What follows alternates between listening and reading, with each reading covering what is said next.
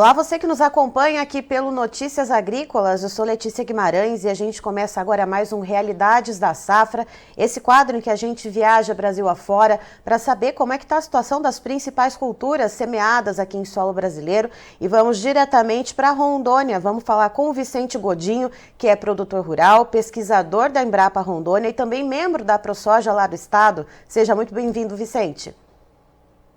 Um bom dia para todos e agradeço o convite de estar aqui discutindo um pouco com vocês.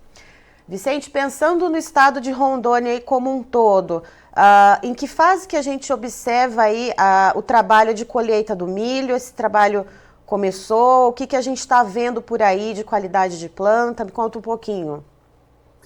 Na realidade, o trabalho de colheita já iniciou em praticamente todas as regiões do estado, mas ele segue lento. Ele está colhendo bem aqueles materiais bem precoces, né? E esperando que o milho seque bastante no campo para ele evitar que tenha que passar no secador, que aumenta o seu custo de produção.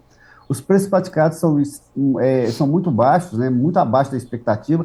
Hoje não cobrem o custo de produção, fazendo com que o produtor retarde a colheita, porque ele não está apressando a colheita para fazer comercialização, que na realidade não está acontecendo. E Vicente, retrocedendo um pouquinho então, como é que foi a implantação da safrinha de milho por aí?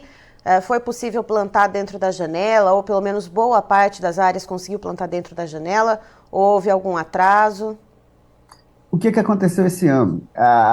O início das chuvas, né, setembro, atrasou um pouco o plantio, né? Atrasou na casa de 15 dias, 20 dias, o início do plantio. E esse plantio foi no início muito lento em função da baixa distribuição de chuvas em praticamente todo o estado. A partir daí, que a planta ganhou o desenvolvimento da cultura da soja, no final a gente teve uma surpresa, né? Como já vimos produtores relatando aí do Mato Grosso, a gente teve um atraso na colheita. Teve alguns materiais que alongaram o ciclo até em 20 dias, né? O muito comum aqui foi muito próximo de 10 dias, mas teve cultivares em algumas regiões que atrasaram até 20 dias. Isso também atrasou a colheita da soja e, consequentemente, também o início do plantio do milho. O produtor plantou de uma forma mais acelerada, mas mesmo assim ele fugiu um pouco da janela. Só que, felizmente, esse ano, São Pedro colaborou com a gente e postergou essa chuva, né? Essa semana mesmo, no nosso município aqui, choveu 32 milímetros. E várias regiões do estado, praticamente o que a gente tem relato, todo o estado choveu, né? E choveu na semana passada e choveu nessa semana, né? E choveu chuvas agrícolas, né? Todas elas chuvas acima de 10 milímetros. E chuva bem parelha, deu para pegar aí grande parte das áreas produtivas? Algumas áreas elas acabaram pegando uma planta no estágio que não adiantava mais, mas de um modo geral, a cultura ainda foi beneficiada com essas chuvas ainda, né? Aquelas regiões que estavam um pouco mais atrasadas acabaram se beneficiando com essas chuvas. E outras regiões, de um modo geral, todas elas foram afetadas de uma forma positiva, a não ser aquele milho que foi plantado muito precocemente, que aí começou a aparecer avariado, como em outras regiões do país. É isso que eu ia te perguntar, Vicente, com essa chuva que veio, né, que pegou aquele milho ainda plantado em janeiro, deu algum tipo de problema? O que se vê nessa parcela aí das plantas? O nosso vizinho Mato Grosso aqui, que planta uma área estupidamente maior que a nossa, né, teve alguns problemas e está tendo alguns problemas ainda com grãos avariados. Aqueles produtores que plantaram no início de janeiro aqui também observaram vários cultivares, né, que são mais predispostos a esse apodrecimento de espiga, né, ou grãos ardidos, ou sabugo, né, que tem uns que até o problema começa no sabugo, né, esse apodrecimento de grãos, aconteceu, e principalmente algumas variedades, e principalmente aqueles que anteciparam um pouco o plantio. O plantio mais antecipado com a gente tem uma boa distribuição de chuva nesses meses do ano, né, que a cultura está estabelecida, e em alguns casos acaba até prejudicando a qualidade do grão. E aí agora olhando para toda essa situação, né, desde esse milho que foi plantado mais ali no início, que tá apresentando alguns grãos avariados, até aquele milho que se desenvolveu melhor. Qual que é a média de produtividade normal aí para o estado de Rondônia e qual que é a expectativa para essa safrinha? O que vocês estão observando que deve resultar até o final da colheita?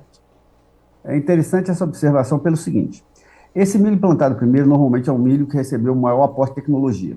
né? Juntamente com esse milho plantado primeiro, também tem um algodão de maior aporte de tecnologia e na cultura de sucessão.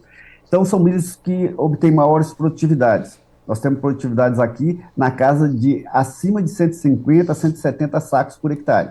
Só que a realidade, essa média consumida quando chega no final do plantio, onde as produtividades caem bastante. A média no nosso estado fica em torno de 85 a 87 sacos. Mas esse ano a gente acredita que ela deve estar passando de 92, 93 sacos. Exatamente em função da maior tecnologia utilizada e também essa boa distribuição de chuva, principalmente nessa fase final, de um modo geral a nível de estado, né? A única coisa que o produtor não está satisfeito é exatamente com o preço, que infelizmente hoje não cobre o custo de produção que ele tem.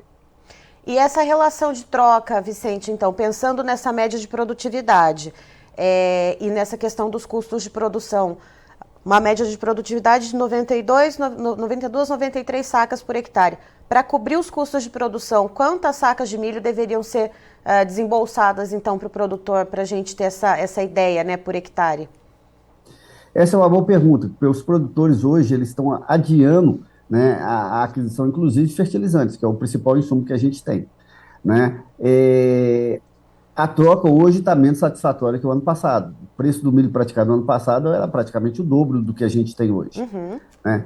Então, assim, essa troca, o produtor hoje ele nem pensa em fazer. Na realidade, o produtor do estado está pensando em tentar segurar o milho, ele vai vender o milho que ele pode para poder pagar esses custos que ele tem, iniciais, né, e tentar adiar um pouco o pagamento das demais despesas, né, ou vender mais lá para frente, na expectativa que esse preço reaja, né, porque se ele vendesse todo o milho hoje, essa relação de troca para ele ia ficar extremamente satisfatória e ele dificilmente conseguiria plantar da mesma forma que plantou hoje, né, porque esse milho não conseguiria cobrir os seus custos de produção. E também pensando nisso, Vicente, eu queria te fazer uma pergunta. Existe a possibilidade de redução de área de milho né, no próximo ciclo, ou opção de repente, colocar outra cultura além do milho, né, em alguma parcela dessas áreas, alguma cultura que tenha um custo de produção menor, uma cobertura verde, o produtor ele já pensa nisso? Porque em outras regiões que a gente conversa com produtores e lideranças, tem bastante gente pensando nisso, em reduzir um pouco a área de milho no próximo ciclo e fazer ali uma cobertura verde em parte da área, ou entrar com alguma outra cultura, um sorgo, por exemplo. Exato. Aqui também tem essa hipótese, né? O pessoal pensando em outras culturas, né? O sorgo é uma delas, com um custo menor de produção. Você pega o Mato Grosso, aqui a gente não tem essa cadeia consolidada, com o próprio gergelim, de menor custo de produção, né? Aqui, o que se usa muito é o capim, forrageira, né? Nós somos o estado onde nós temos 500 mil hectares de lavoura e temos 6 milhões de hectares de pastagens, né? Então, muitos desses produtores, pra você ter uma ideia, 40% da nossa área de segunda safra é pastagem, né? É capim, é transformado em proteína animal, é transformado praticamente em carne, né? Muito pouco leite, mas principalmente carne. Então, o que deve haver é exatamente a tendência para fazer isso, né? Mas o produtor brasileiro é muito otimista, né? Então, eu acredito no recuo, mas esse recuo não deve ser muito alto, não. O que ele deve fazer é exatamente estar diminuindo tecnologia, buscando sementes de milho de menor tecnologia, de menor custo e diminuir a aquisição de insumos, né? Principalmente fertilizantes, né? E aqueles que têm essa opção, né, aquela cadeia pecuária próxima à área dele, ele deve estar exatamente migrando um pouco para o capim, né, que é muito forte no estado aqui. Vicente, e a questão de armazenamento e de logística? Também tenho perguntado isso em outras regiões aqui com as quais eu converso com lideranças e produtores. A gente vê um cenário meio generalizado de safrinha de milho cheia, porém, como os preços caíram tanto para o milho quanto para a soja, tem muita soja ainda nos armazéns. Como é que está a situação aí no estado? Ah, jovem, a nossa situação não é muito diferente. O que acontece a nível do estado de Rondônia? Acontece o que está acontecendo no Brasil. Nós temos aumentado a produção ano a ano. A gente, por 5, 6 anos, a gente está tendo recordes de produção. Esse aumento de área plantada e aumento de produção. E esse ano devemos ter um aumento significativo de produtividade, né?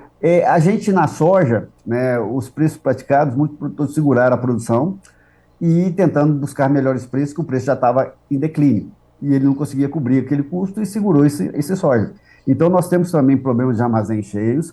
Além de armazéns cheios, nós temos problema de qualidade de grãos de soja nos armazéns, né? Muito armazém sem soja padrão de comercialização, que é um agravante a mais, né? E o milho encostando aí. E a gente está tendo dificuldade, inclusive, de adquirir, né, silos bag. Aqueles que se prepararam, tudo bem, mas aquele que não preparou está tendo dificuldade de encontrar isso aí no mercado. Então a gente vai ter um colapso logístico, com certeza já está engatilhado para que isso aconteça. Certo, Vicente. Olha só, tem gente aqui interagindo conosco no YouTube. O Adrian Martins Ferreira, bom dia, de Avanhandava, em São Paulo, 11 graus, frio pra gente que está aqui no estado de São Paulo. E o Adonis Matos, bom dia, frio aqui em Itaporã, Mato Grosso do Sul. Como é que tá o clima por aí, Vicente? Hoje está fresquinho. Hoje aqui agora deve estar uns 17, 18 graus. Mas por incrível que pareça, ontem nós fizemos um dia de campo aqui em Vilhena, né? Temperaturas bem perto de 11, 12 graus. Tá todo mundo bem agasalhado, né? Neblina, inclusive choveu durante o dia de campo, de chuva e neblina, todo mundo muito agasalhado. Parecia que a gente estava aí com vocês em São Paulo, vocês aí do Paraná, que estava bem friozinho aqui ontem. Hoje que esquentou um pouquinho. Eu aqui ainda estou de blusa, mas ontem eu estava com 2 blusas de frio. O negócio ontem aqui não estava fácil, não. Estava bem frio e ventando. Ah, tá certo. Vicente, muito obrigada por trazer as informações aqui para nós. Você é sempre muito bem-vindo no Notícias Agrícolas. Obrigado pela oportunidade. A gente está conversando aqui, falando sobre o nosso estado, divulgando nosso trabalho. E agradeço àqueles que estão nos ouvindo. Tá, então estivemos com o Vicente Godinho, que é pesquisador da Embrapa Rondônia, membro da ProSoja lá do estado e também produtor rural, nos trazendo a situação da safrinha de milho por lá, que deve ter boa produtividade. Esse ano, então, deve chegar a 92 a 93 sacas por hectare em média, cerca de 5% a mais do que se vê normalmente lá para o estado. De acordo com ele, a colheita já começou, mas ela deve, ainda muito, de uma maneira muito incipiente, deve ganhar ritmo daqui uns 15 dias, mais ou menos. E, segundo o Vicente, o que se vê nessa primeira leva que está sendo colhida, que é aquele milho plantado ainda em janeiro, são grãos avariados. E a outra questão importante que o Vicente também levanta aqui para nós é os custos de produção, como em muitas outras regiões também tem se falado nisso. E aí a particularidade lá para Rondônia é que vai ter muito produtor deixando que o milho seque ainda, né, que os grãos ainda sequem no campo para evitar ter mais custos, então, com o secador, né, colocando os grãos para secagem no secador, né, que aumentaria, então, os custos que já não devem fechar por causa do preço de venda. O produtor já está com essa intenção de ir segurando, então, conforme o milho for sendo colhido, segurar essa produção para ir vendendo conforme os preços melhorarem, na expectativa, né, de preços melhores. Então, é esse cenário que se vê para Rondônia no momento. Antes de terminar, eu queria deixar um convite para você que nos assiste, você produtor rural, seja de que área você for do agro brasileiro. Notícias Agrícolas promove a 3ª edição do concurso Melhor História de um Agricultor e você pode participar mandando um vídeo para a gente. Então, um vídeo feito com o celular assim, ó, deitadinho na horizontal, não precisa ter uma super produção de Hollywood, é você contando a sua história, de como você chegou até aqui, como que foi a sua trajetória no agronegócio. Nos ajude a construir, então, essa história do Brasil que produz. E, claro, né, as melhores histórias vão ser premiadas. E como que você faz para saber quais são os preços, como mandar esse vídeo, qual é o regulamento, né, e quais são as formas, então, de você fazer esse vídeo, tempo e para onde enviar? É muito fácil. Você vai lá no site noticiasagricolas.com.br, no nosso menu tem a seção especiais. Clicou ali, já vai aparecer Melhor História do Agricultor e lá você vai encontrar todo o regulamento, tudo certinho. Ou, se você entrar no nosso Instagram, @noticiasagrícolas, você também encontra todo o direcionamento para poder participar desse concurso. Então, colabore conosco, vem mostrar a sua história aqui pra gente, pro Brasil inteiro. Eu fico por aqui, já já tem mais informações para você. Fique ligado!